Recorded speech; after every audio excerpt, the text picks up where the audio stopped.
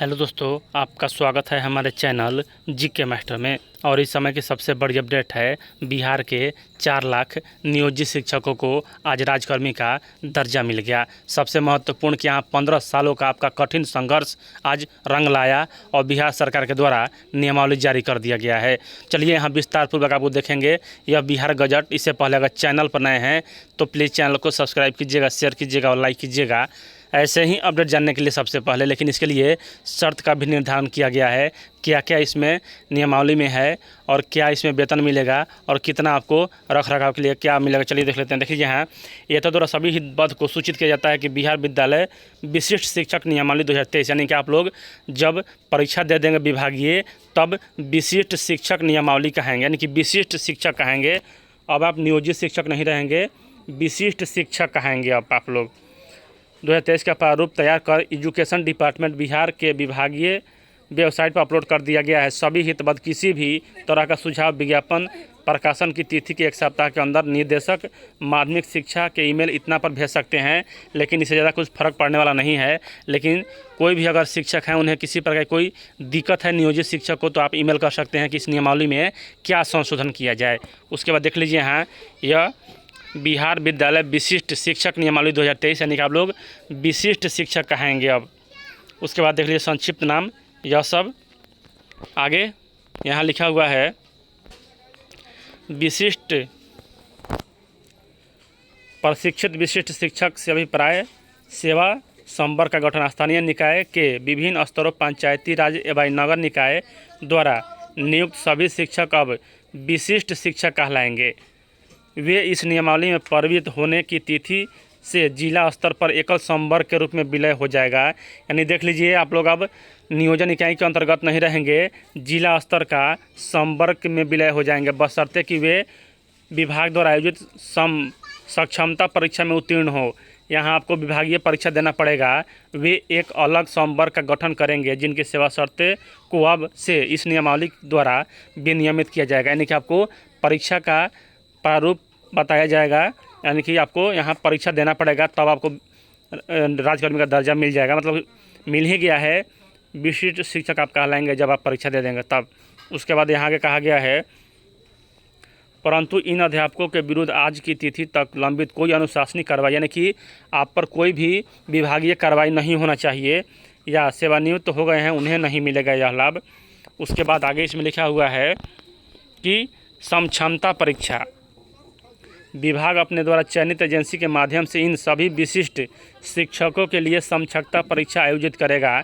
समक्षमता परीक्षा इस नियमावली के प्रवृत्त होने की तिथि से 1 वर्ष की अवधि में आयोजित की जाएगी।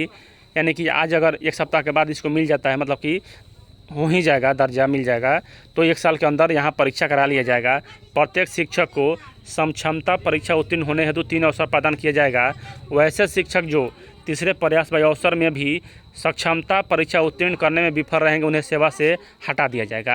यानी इसमें 3 ही चांस मिला है, यह भी ठीक है, कम से कम राजकर्मी दर्जा तो मिला।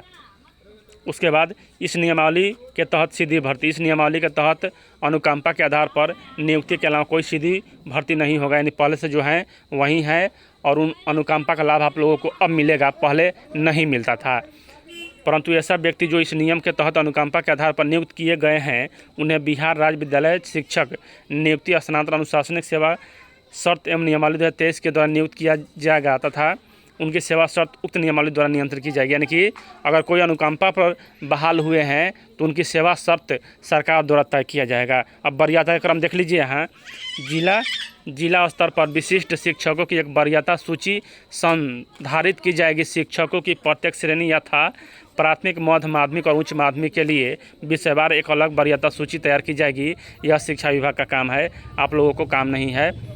यहाँ देखिए, विशिष्ट शिक्षकों की वरीयता निम्नलिखित मापदंडों के अनुसार तैयार की जाएगी। 1 में स्थानीय निकाय के शिक्षकों के रूप में प्रशिक्षित वेतनमान प्राप्त करने की तिथि, यानी कि आप कब ज्वाइन किए थे, कब से आपको वेतन दिया जा रहा है। यहाँ देख लीजिए 2 खंड दिया हुआ है।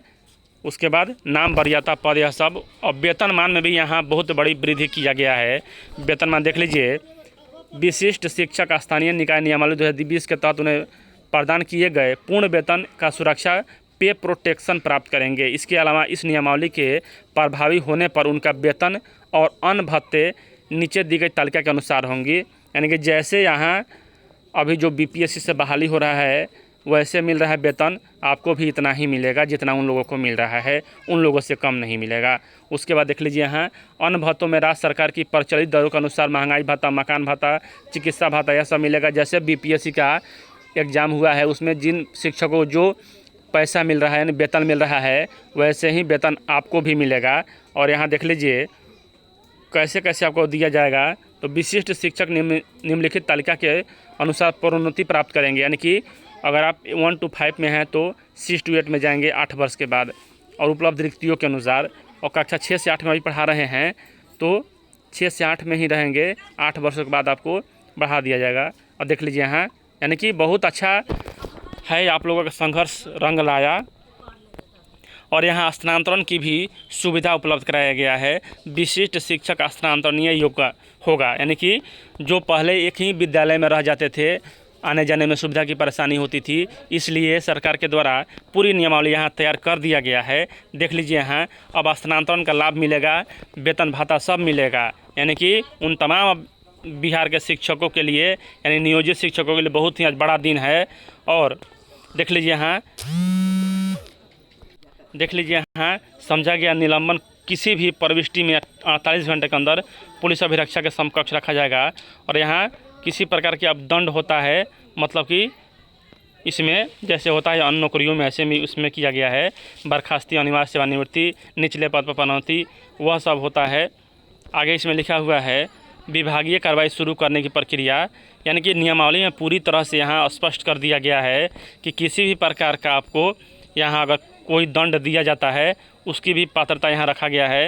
लेकिन सबसे महत्वपूर्ण यहाँ यह है कि बिहार के उन 4 लाख नियोजित शिक्षकों को आज राजकर्मी का दर्जा मिल गया। और बीपीएससी से जो बहाल शिक्षक होंगे उनके बराबर उन्हें वेतन भत्ता मिलेगा। लेकिन इसके लिए शर्त यह रखा गया है कि आपको परीक्षा पास करना होगा, और वह सरकार के द्वारा एजेंसी तय किया जाएगा, वह एजेंसी परीक्षा लेगी और इसका सिलेबस क्या होगा जल्द ही सरकार के द्वारा बताया जाएगा। और इसमें आपको 3 बार में ही उत्तीर्ण होना है, यह आप ध्यान रखिएगा। लेकिन ज़्यादा फर्क पड़ने वाला नहीं है, क्योंकि आप लोग पहले से ही दक्षता परीक्षा देते आए हुए हैं, तभी यहाँ तक पहुँचे हुए हैं। लेकिन ध्यान दीजिएगा, इसको हल्का में भी मत लीजिएगा, क्योंकि देख लीजिए यहाँ पुनर्परीक्षण का ही यहाँ है। पुनर्परीक्षण क्षेत्रीय उपनिदेशक द्वारा पारित आदेश के विरुद्ध एक पुनर्परीक्षण प्रमंडलीय आयुक्त के समक्ष होगा। 30 दिन के भीतर दायर याचिका ये सब होगा। निराकरण और यह सब है। यानी जैसे बीपीएससी करा रही है उसी प्रकार यहाँ आपको राज्यपाल का आदेश भी मिल चुका है। यानी कहीं से अब यह नियमावली गलत नहीं है, अब सही हो चुका है। और बिहार के उन तमाम 4 लाख नियोजित शिक्षकों को आज राजकर्मी का दर्जा मिल गया। इससे बढ़कर खुशखबरी कुछ नहीं हो सकता है। चलिए यहाँ यही अपडेट है। ऐसे ही अन्य अपडेट जानने के लिए जीके मास्टर चैनल को सब्सक्राइब कीजिएगा। वीडियो देखने के लिए धन्यवाद।